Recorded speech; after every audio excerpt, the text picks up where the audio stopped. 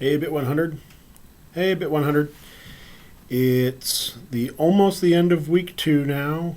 You'll be viewing this video at the beginning of week 3, and hopefully everybody's got the hang of how to use Canvas. If you haven't downloaded the Canvas app yet, it is pretty handy. It's just CANVAS in the App Store for either Apple or for Android. You can do everything, I guess, from take quizzes on it to respond to the posts. So it helps keep things on the move.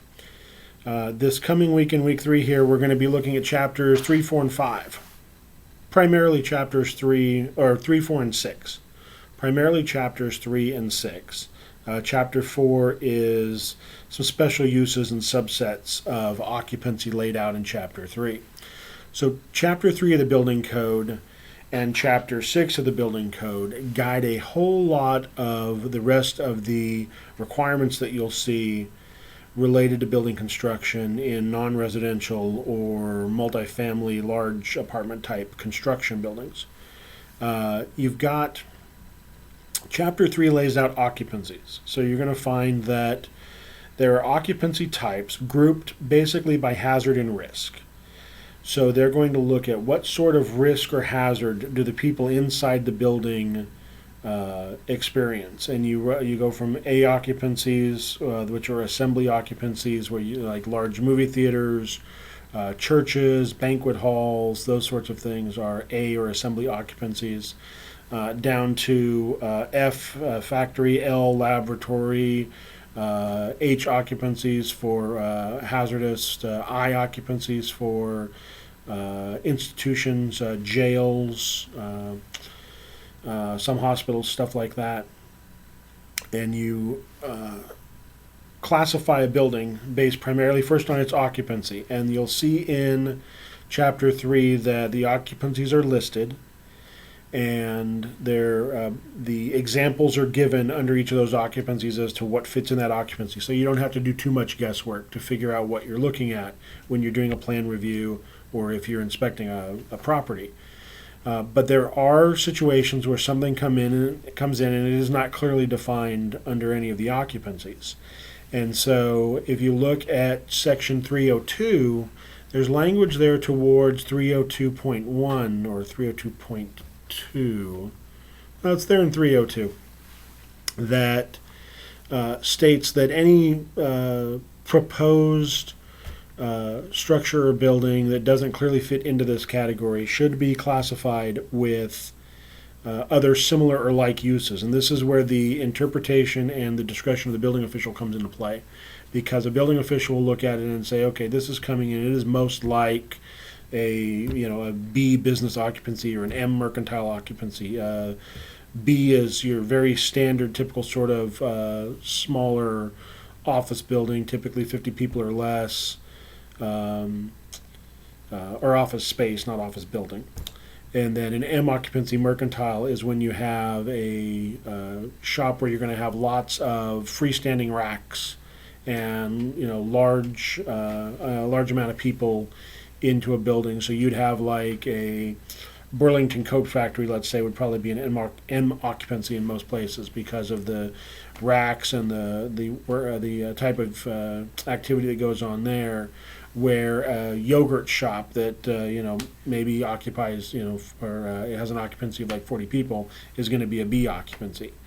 And so you've got these occupancies laid out, and then you have uses. Uses are basically subsets of occupancies, again, that drive even further to hazard and risk. So when you take your occupancy and your use from chapter 3 and you combine it with the construction type you have in chapter 6, you're starting to build a framework for what regulations you're going to apply to a building. So you'll figure out that it's an A occupancy, let's say, so it's assembly occupancy, meaning there's going to be a whole lot of egress or exiting requirements that are going to come into play, and then you're going to have sprinkler requirements, but it's a type 1 construction, so it's the most fire resistant.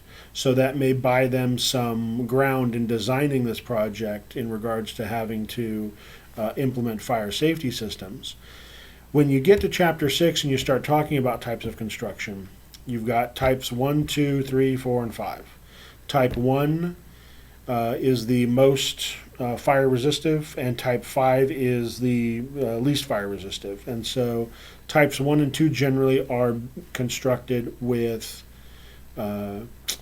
non-combustible materials. Type 3 is a type of construction where the frame, the shell of the building is non-combustible. So you're talking about steel, brick, stone, something like that. But that the interior of the building is constructed with any material allowed in the code. And then you've got types 4 and 5 construction, which lead towards very not very flammable, but less fire resistive types of construction. You're talking about untreated wood and those sorts of things. So when you combine the type of construction in Title 6 or in Chapter 6 with the occupancy and use that you're getting out of Chapter 3, you then start to look and go, okay, how big can these buildings be? What kind of access and egress is needed? And you start to layer in the regulations from the later chapters. You're going to see in many of the chapters we look at later in the code, the tables that you'll look at will drive to what type of construction or type of occupancy you're looking at. So you always want to start what we call a code analysis when you're looking at a new construction or a remodel of something, and figure out, all right, what's my classification and my use? What's my type of construction? Once you've got that put together, then you'll start to layer in things like height and area, which we'll get into next week when we're reviewing Chapter 5. And then you'll get further into the greater details of what the different sections of the code and different elements of construction regulation are going to kick in based on occupancy and use, type of construction, height and area, those sorts of things. So again, we're sort of taking each of these a bite at a time and looking at what the code gives us to build regulation when we're looking at a building. The quiz, so this week we're in now, week 3, is going to be the first week that you'll take a quiz, and you'll see that the quiz is 20 questions. You have 40 minutes, which is an average of 2 questions a minute to do it. You can only do it once, and it's important to know that if you are in the quiz screen, not to close it. Don't X out of it at the top to close it out unless you're finished with it and have submitted it. You can minimize it if you need to bring up a resource material or a study material, because the quizzes, again, and even the final exam are all going to be open book. Again, the real world we're working in is open book. You'll be able to, when you're on the job, go to the code binders and or bring up a PDF of the code and be able to search for these standards. So in the courses, it just makes sense that we actually drive you to be looking through the code as you're hunting for these answers, because there's no way you're going to memorize the standards that are laid out in all the various codes. So you'll have your code book open, or a PDF, hopefully. If you don't have your book yet, or you have not located a resource online as we get ready to take the test, I want you to message me or call me or text me and let me know so that we can work through that. The quiz will be open from Saturday morning, this coming Saturday morning, until the following Friday. So it'll close at just before midnight on Friday the 13th. And you'll have any time in that span to sit down, take your 40 minutes, and take the quiz.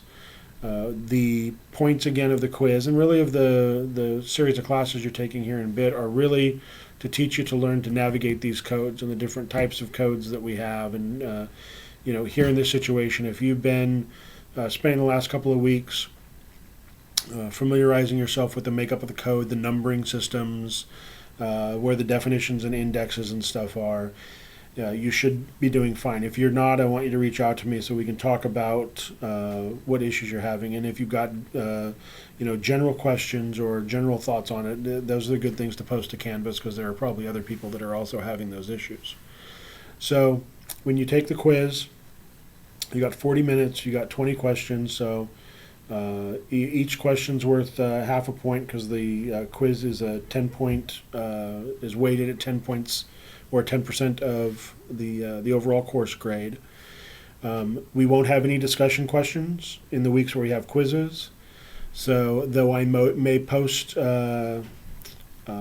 additional videos or resources to look at either in this week or future weeks in this week's module, there won't be any formal discussion questions that you will be asked to respond to. There may be discussion questions in future weeks that will call back to some of the chapter material this week. As we go through the code in the different sections, you'll always be referring back to occupancy and to use and to construction type and those sorts of things as you're analyzing some of the regulations you're going to encounter later in the code. I hope that's a pretty good primer for this week. Again, if you've got issues with the quiz or you've got questions, it's probably best, since there are questions in the quiz related to chapters 3, 4, and 6, that you not dive in Saturday morning and take the quiz, but that you spend a good part of the week reading those chapters and kind of absorbing that, asking questions, getting clarification if you have it, and then taking the quiz towards the end of the week. The quiz will cover chapter 1 and then some definitions in chapter 2, and then chapters 3, 4, and 6. I think there might be 1 or 2 questions related to code development from this week's block, but that's not many. We're focusing the questions mostly on the quizzes, or on the chapters and that content.